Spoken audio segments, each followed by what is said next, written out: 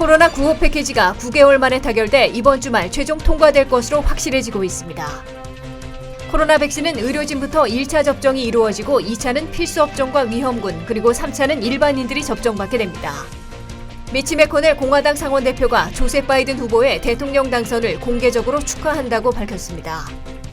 수년 만에 최대 규모의 눈폭풍이 미 북동부 지역을 강타할 것으로 예보되고 있습니다. 규칙적인 운동, 항산화, 면역을 높여주는 식품들이 코로나 바이러스 예방에 도움을 준다는 연구 결과가 발표됐습니다. 시청자 여러분 안녕하십니까? 워싱턴 뉴스 투데이입니다. 코로나 구호 패키지가 무려 9개월 만에 타결돼 이번 주말 최종 통과될 것으로 확실해지고 있습니다. 18일까지 통과시켜야 연방 예산안에 부착되는 코로나 구호 패키지에는 초당파 상환안대로 7,480억 달러 규모로 주당 300달러의 연방 실업수당이 부활되고 중소업체 종업원 급여 지원인 PPP 프로그램 재개 등이 포함되지만 미국민 600달러 직접 지원은 막판에 결정될 것으로 보입니다. 보도에 한면택 기자입니다. 코로나 구호 패키지가 지난 3월 말 케어스 액트 이래 무려 9개월 만에 다시 시행되는 순간을 맞고 있습니다. 민주당의 낸시 페로시 하원의장, 척 슈머 상원대표, 공화당의 미치 매코넬 상원대표, 케빈 메카시 하원대표 등 양당 양원의 최고 지도부는 하원의장실에서 수개월 만에 처음으로 회동을 갖고 연방 예산안에 코로나 구호 패키지를 부착시켜 확정 시행하기로 합의했습니다. 스티븐 무너신 재무장관은 정오에 펠로시 하원의장과 논의한 후 최고 지도부 회동에는 전화로 참여했습니다. 양당 양원 최고 지도부가 한자리에 모인 것은 수개월 만에 처음이어서 협상 타결을 의미한 것으로 간주되고 있습니다.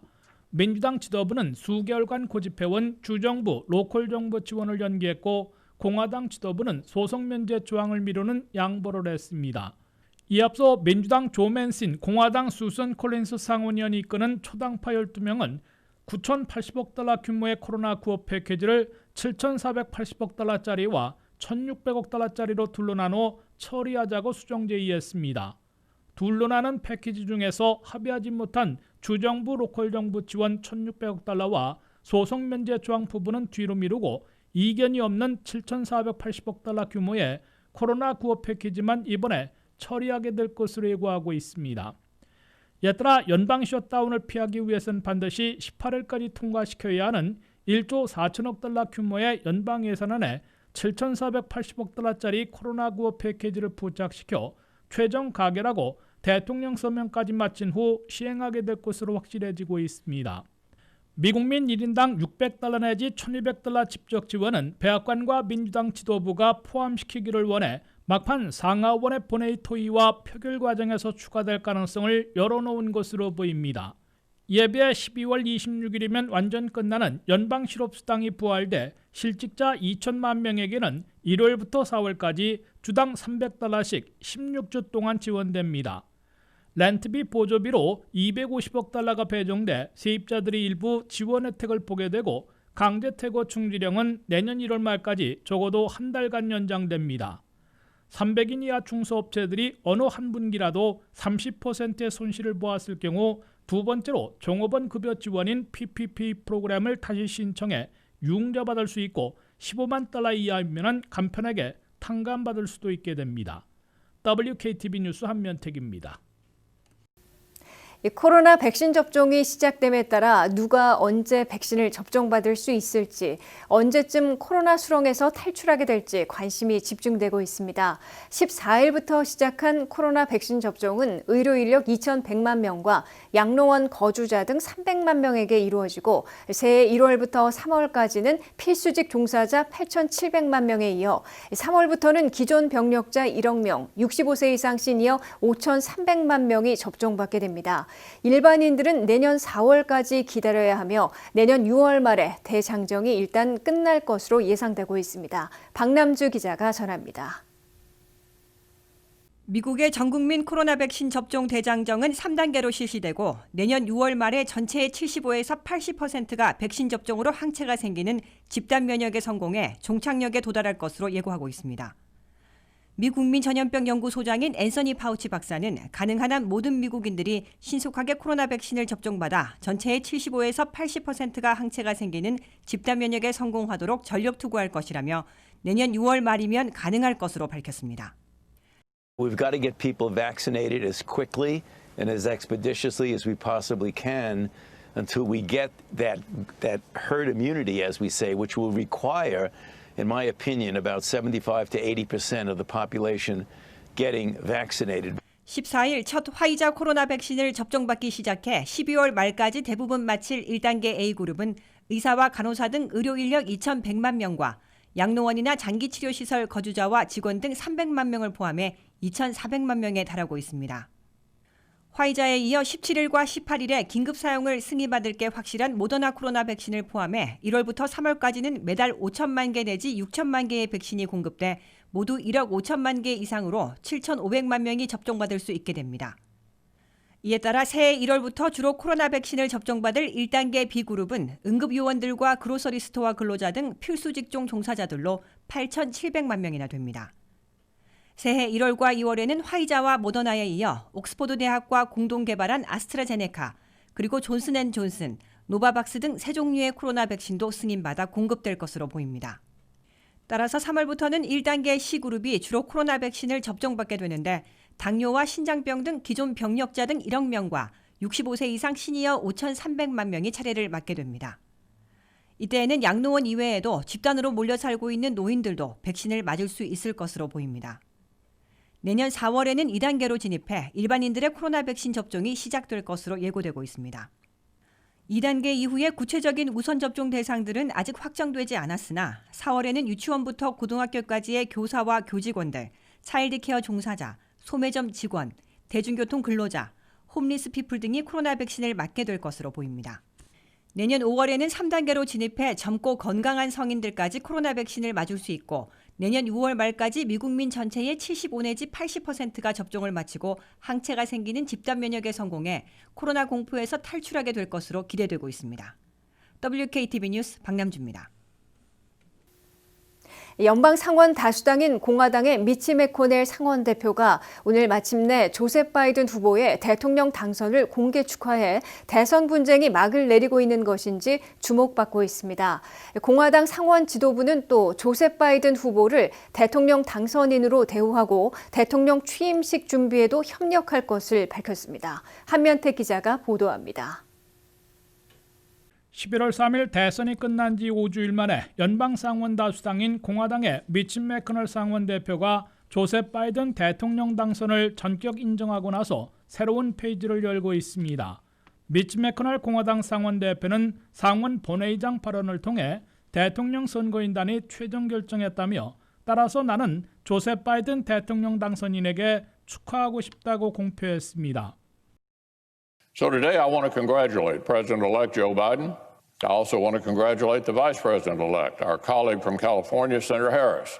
미치 맥코넬 공화당 상원 대표는 그간 도널드 트럼프 대통령이 대선 결과에 이의를 제기할 모든 법적인 권한을 갖고 있다며 트럼프 투쟁을 전폭 지지해왔는데 선거인단의 투표로 바이든 당선이 공식화됐기 때문에 공개 인정으로 돌아선 것으로 분석됩니다.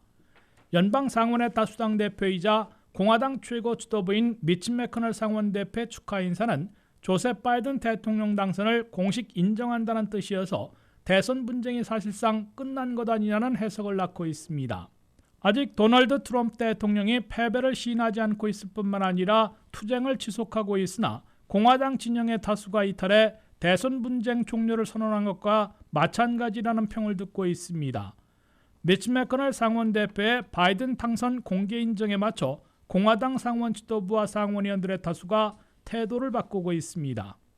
공화당 상원의 서열 3위인 로이 블런트 상원의원은 대통령 취임식 준비위원으로서 이제는 조셉 바이든 당선인을 대통령 당선인으로 대우할 것이며 대통령 취임식 준비에도 본격 나설 것이라고 밝혔습니다.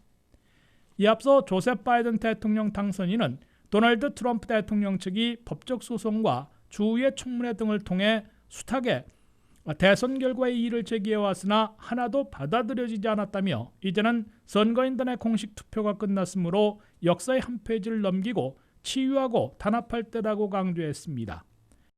Now it's time to turn the page as we've done throughout our history. To unite, to heal. 대통령 선거인단 538명이 각 주도에서 투표한 결과 반란표 없이 바이든 후보가 306명, 트럼프 대통령 232명으로 제46대 미국 대통령에 당선된 것으로 공식화됐습니다. 선거인단의 투표 결과는 내년 1월 6일 연방 상하원 합동회에서 개표하게 되는데 명백한 부정선거의 증거들이나 외국의 개입 등이 제시되지 않으면 조셉 바이든 대통령 당선이 공식 선포됩니다. WKTV 뉴스 한면택입니다. 수년 만에 최대 규모의 눈폭풍이 미 북동부 지역을 강타할 것으로 예보되고 있습니다. 6,300만 명의 사람들이 이번 눈폭풍의 영향권에 들 것으로 보이는데요. 버지니아와 메릴랜드 지역도 6에서 12인치 이상의 눈이 내릴 것으로 보입니다. 이번 눈폭풍으로 인해 일부 지역에서는 정전 피해 가능성도 있어 주의가 요구되고 있습니다. 박남주 기자가 전합니다. 올해 첫 눈폭풍이 수년 만에 가장 큰 규모로 미국 북동부를 강타할 것으로 보입니다. MBC 뉴스에 따르면 내일과 모레 대서양 중부와 북동부 및 뉴잉글랜드를 강타할 심각한 겨울 폭풍이 진행 중에 있다고 보도했습니다. 오늘 아침 기준으로 6,300만 명의 사람들이 이번 겨울 폭풍 영향권에 포함될 것으로 보입니다. 오늘 낮 오클라호마 지역에는 최대 6인치의 눈이 내렸고 내일 수요일에는 동부 해안에 상륙해 노스캐롤라이나 서부에서 버지니아 북부까지 눈폭풍 영향권에 들 것으로 예상됩니다. 눈폭풍은 내일 밤에는 워싱턴과 필라델피아까지 영향을 줘 1에서 3인치의 눈이 내릴 것으로 예고되고 있습니다. 버지니아 중부에서 메인까지는 3에서 6인치의 눈이 예보되고 메릴랜드주에서 매사추세츠 남부까지는 6에서 12cm 이상의 눈이 내릴 것으로 보입니다. 높은 고도에 있는 웨스트 버지니아 동부와 메릴랜드 서부의 일부 지역에서는 최대 2pt의 눈이 예고됩니다. MBC 뉴스에 따르면 진눈깨비와 얼어붙은 비로 인해 노스캐롤라이나와 버지니아 전역에 최대 0.25인치의 얼음이 쌓여 정전이 발생할 수 있다고 보도했습니다.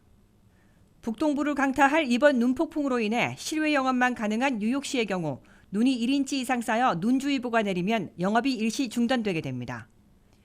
크리스마스 물류 급증으로 어려움을 겪고 있는 배송업체들도 이번 눈폭풍으로 극심한 배송 지연을 피하지 못할 것으로 보입니다. 수년 만에 가장 큰 눈폭풍이 예고되고 있는 만큼 어제부터 본격 시작된 백신 배송에도 차질이 있을 수 있어 우려를 낳고 있습니다. WKTV 뉴스 박남주입니다. 규칙적인 운동이 코로나 바이러스 합병증 위험을 줄여줄 수 있다는 버지니아 대학 보건연구팀의 연구 결과가 발표됐습니다. 코로나로 인한 급성 합병증 증후군을 예방하는 데 달리기, 걷기, 수영 등 심혈관 운동이 도움이 된다고 합니다. 운동과 함께 식품점에서 쉽게 구할 수 있는 녹차, 다크 초콜릿, 머스카딘 포도 등 항산화 식품들도 코로나 바이러스 퇴치에 도움을 준다는 연구 결과가 나왔습니다. 버지니아 대학 보건연구팀의 최근 연구에 따르면 규칙적인 운동이 코로나 바이러스의 치명적인 합병증과 급성 호흡곤란 증후군을 예방하는 데 도움이 될 수 있다고 밝혔습니다. 버지니아 대학 제니엔 박사는 운동이 호흡곤란 증후군을 예방하거나 감소시키는 데 도움이 된다며 이는 모든 코로나 환자의 3에서 17%까지 영향을 준다고 말했습니다. 유산소 운동은 신체 내 조직을 보호하고 질병을 예방하는 항산화제를 증가시킴으로써 호흡곤란 증후군을 예방할 수 있다고 말했습니다. 달리기, 걷기, 수영 또는 자전거 타기 등 심혈관 운동은 폐를 더 건강하게 한다고 전했습니다. 옌 박사는 규칙적인 운동은 우리가 아는 것보다 훨씬 더 많은 건강상의 이점이 있다며 호흡기 질환을 예방하는 것은 많은 이점 중 하나일 뿐이라고 전했습니다. 또한 비타민과 미네랄이 포함된 식품이 코로나 바이러스와 싸워 이기는 데 도움을 줄 수 있다고 합니다. 녹차는 코로나 바이러스 예방 효과가 있는 것으로 알려져 주목받고 있습니다. 녹차의 카테킨 성분이 바이러스 침입이나 체내 증식을 억제하는 데 도움을 줄 수 있기 때문입니다. 노스캐롤라이나 대학 연구팀들은 엠프로라고 불리는 코비드-19을 유발하는 바이러스의 주요 프로테아제가 특정 식물의 성분과 만나 기능을 잃게 되는 것을 발견했다고 전했습니다. 실험에 따르면 녹차에는 엠프로의 활동을 억제하는 5가지 화합물이 있는 것으로 밝혀졌습니다. 다크 초콜릿 역시 같은 연구에서 엠프로의 활동이 절반으로 줄어들었다고 밝혔습니다. 머스카딘 포도 또한 엠프로의 활동을 억제시키는 비슷한 결과를 보였다고 전했습니다. 비타민 D와 코로나 바이러스와의 상관관계를 규명하는 연구 결과들 역시 발표됐다고 사이언스 데일리가 전했습니다. 비타민 D가 충분할 경우 코로나19 합병증 위험이 크게 낮아진다는 겁니다. 비타민 D가 충분한 환자들은 그렇지 않은 환자들에 비해 코로나 감염으로 인한 사망 확률이 51.5%가 낮은 것으로 나타났습니다. 비타민 D는 염증성 사이토카인으로 인한 감염에 과잉 반응하는 것을 방지해 급성 호흡기 감염을 조절하는 역할을 하는 것으로 나타났습니다. 비타민 D를 얻는 가장 좋은 방법은 햇볕을 쬐는 겁니다. 야외 활동이 어려운 경우 보충제나 비타민 D가 많은 생선, 우유, 치즈, 달걀, 노른자 등의 음식을 섭취하면 됩니다. 아연 역시 바이러스를 억제하는 데 효과적이라는 사실이 발표됐습니다. 아연은 코로나 바이러스의 복제를 늦추는 것으로 알려졌습니다. 연구진은 코로나 바이러스에 취약한 사람들이 대부분 아연이 결핍된 노약자나 만성 질환자들이었다고 밝혔습니다. 아연은 몸에 축적되지 않기 때문에 규칙적으로 섭취해주는 것이 필요합니다. 아연이 많이 함유된 음식으로는 붉은 고기, 새우, 치킨, 생선, 치즈, 렌탈콩, 해바라기씨, 키위, 아보카도, 시금치, 당근 등이 있습니다.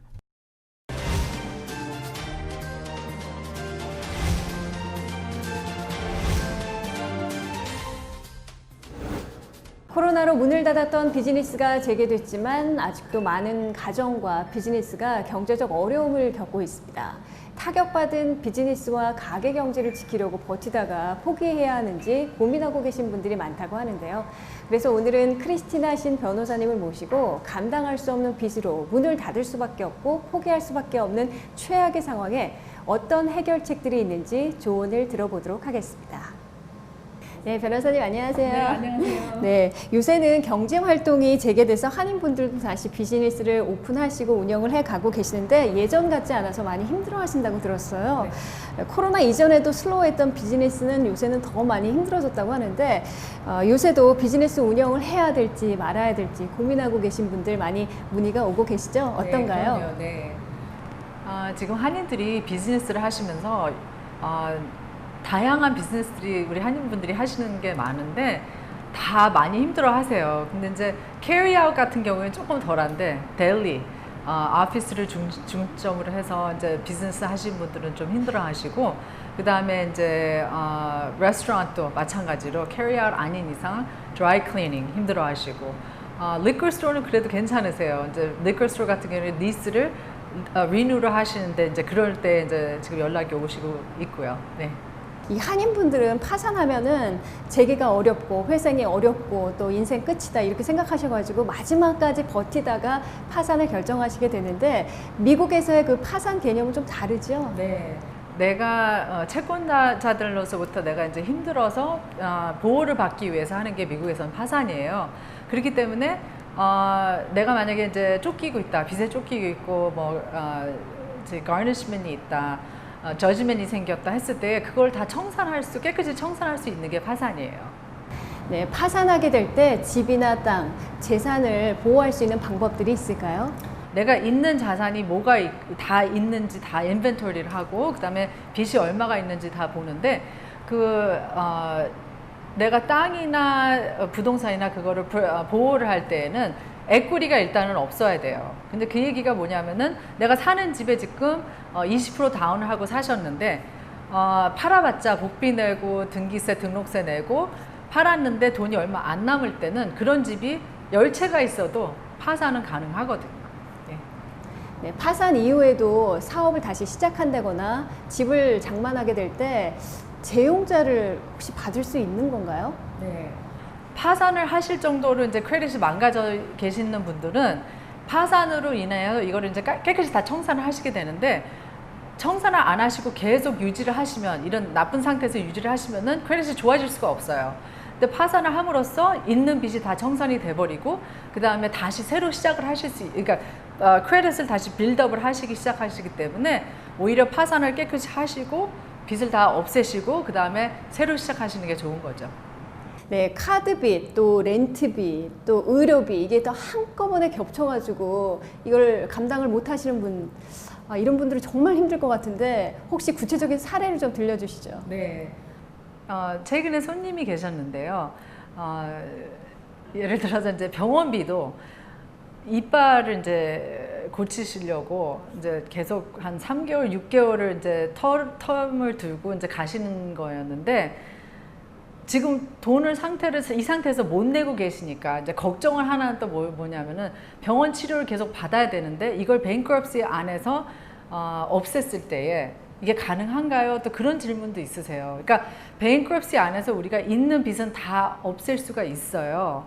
그렇지만 치료는 내가 오늘까지의 빚은 다 없어지는데 오늘 bankruptcy 하고 나서 그 다음 날부터 또 치료를 시작하시면은 그 금액에 대해서는 또 bankruptcy가 커버가 안 돼요. 네, 그래서 크레딧 카드 빚이던, 렌트 빚이던, 리스던, HOA도 마찬가지예요. 내가 집을 살고 집을 이제 놓고 버리고 나오는데 오늘까지 HOA 빚은 갚아야 돼요. 오늘 내가 bankruptcy 하는 날까지. 그다음에 하지만 그 이후로 일어나는 빚은 갚기 시작을 하셔야 돼요. 그래서 질문이 제일 그러니까 안타까운 게 뭐냐면은 아프신데 치료를 계속 받으셔야 되는데 의사 선생님은 어떻게 다시 갑니까? 근데 의사 선생님이 너 bankruptcy 했으니까 오지 마세요 손님 할 수는 없으세요. 그게 안 되는 거거든요, 법적으로요. 그렇기 때문에 치료는 계속 받으실 수 있지만 이때까지 못 내신 돈에 대해서는 탕감을 다 해드리는 거죠, bankruptcy에서요. 예. 네, 그럼 개인이 파산을 신청할 때 가족들에게 피해가 갈 수 있나요? 와이프가 하면은 남편이 이걸 어떻게 타격을 받을까 아니면 vice versa 아니면 우리 자녀한테 어떤 불이익이 올까 이제 그런 이야기를 많이 물어보시는데 파산은 내 social security number 가지고 나만이 하는 거기 때문에 주위에 있는 사람한테는 절대 그 피해가 안 가요. 네. 갑자기 응급실을 가셨다든지 아니면 어쩔 수 없이 그 큰 수술을 하게 될 경우 뭐 엄청난 의료비로 고통을 호소하고 계시는데 이런 의료비 어떻게 해결할 수 있는 방법들이 있을까요? 저희가 어떤 손님들을 우리가 내고를 해서 해결을 해드리는 분들이 있는데 bankruptcy 안에서도 사실은 의료비는 청산이 돼요. 그래서 이렇게 큰 사고가 나셨다든지 큰 수술을 하셨는데 의료비가 없어서 힘드셔서 파산을 하시는 분들이 꽤 있으세요. 예. 네, 파산을 악용했다가 재산까지 뺏기는 경우가 있다고 하는데 구체적인 사례를 좀 들려주시죠. 파산을 못 하시는 경우가 있으세요. 이제 조금 아까 잠깐 이야기한 게 이제 재산이 너무 많으시거나 빚은 이만큼이 있고 저지먼이 걸리게 생겼는데 아니면 소송이 걸렸는데 내 있는 재산을 보호를 하기 위해서 파산을 하는 건데 그러니까 재산이 너무 많고 에quity 많을 때는 사실 파산이 가능하지가 않아요. 근데 파산이 가능하지 않았을 때에 이제 아이디어들이 있으셔서 주위에서 많이 이야기를 해드려서 명의 이전을 해라 그러면 그런 파산이 가능하다. 아니면은 저지먼을 따라오지 못한다. 만약에 돈을 다 없애고 명의 이전을 하든지 재융자를 하든지 그래서 내 이름으로 있는 재산을 다 없애버려라 하는 그런 조언을 듣고 오시는 분들이 있으세요. 근데 이제 그게 잘못된 게 뭐냐면 우리가 작년에 이제 그런 리티게이션 케이스를 맡아서 저희가 끝까지 간 경우가 있는데 그 어떤 엄마분이 어떤 여자분이 집이 있으셨는데 거기에 에quity 많으셨어요. 근데 그분한테 저지먼이 70만 불이 이제 저지먼이 떨어졌는데 이 어머님 그 손님은 그 집을 보호하기 위해서 따님한테 명의 이전을 하신 거예요. 근데 이제 다 아는데 이 사람 이름으로 명의가 이제 다 기록이 돼 있으니까 등기된 상태니까 asset search를 해버리면은 그 사람이 어떤 재산을 갖고 있는지 그건 확실히 다 알 수가 있거든요. 근데 그런 조사를 했더니 집이 나오고 에quity 많았던 집이 나오고 이제 딸한테 명의 이전이 된 거를 알고 그걸 소송을 해서 저희가 그걸 다시 빼앗았다고 할까요? 그거를 그분이 다시 돌려주게끔 했어요. 그게 소송이고 이제 그런 경우에 명의 이전을 해서 내 명의로 돼 있지 않다고 해서 그거를 보호할 수 있는 그런 간단한 문제가 아니라는 거죠. 네, 일단은 감당 못하는 빚들 이런 것들은 그래도 전문가의 상담을 통해서 이렇게 좀 해결할 수 있는 방법들이 항상 있는 거군요. 네. 그러니까 일단 먼저 전문가와 상담을 통해서 이렇게 문의를 하면은 그것이 바로 돌파구를 찾는데 아주 중요한 역할을 할 수 있는 것 같습니다. 네. 오늘 말씀 고맙습니다. 네, 감사합니다.